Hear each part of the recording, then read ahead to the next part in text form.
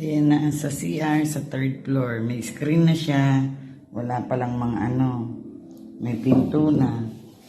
Ito, hindi pa tapos ikabit. Ayun. Dito yan. Saka yung sa baba yata, ayun pa. Dalawang bintana pa ang walang salamin. Etong isa, meron na. Lababo, wala pang sink. Tapos yan. Marami pa rin ano.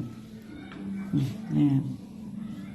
Ito kahapon, pinahiran nila ng waterproofing daw yan. Yan. Yung mga yan. Paikot na yan. Hanggang doon sa baba. Ilagyan nila. Tapos, ito.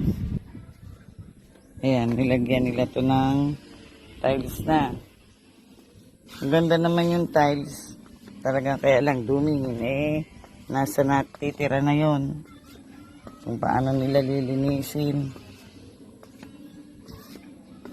Ayan. O, ito ang second floor.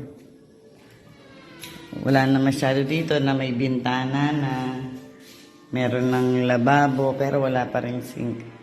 Ayan, tapos ng tiles. Ayan, wala pang ano, pero okay na siya. May sahig na, may wall na. Ayan.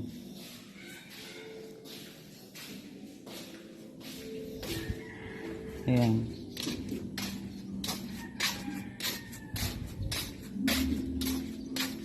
Ito, may bintana na din. Ayan. Hindi pa na ikakabit talaga lahat ng lababo. Ito daw ang magiging cabinet. Maganda naman. Ayan. Cabinet, may design siya na ilalagay doon. At saka doon sa mga taas na yun, lalagyan ng cabinet. Yun, may guhit eh. Baka siguro yan ang level ng cabinet. Ganun din to, wala pa rin ano, pero tapos na siyang mga CR. May, wala pa lang mga ano. Yan.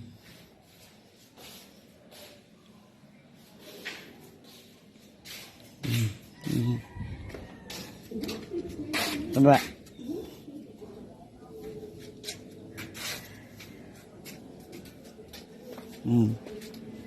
Yung kinabit nila kahapon. Kaya, tapos doon sa taas, pinapos nila.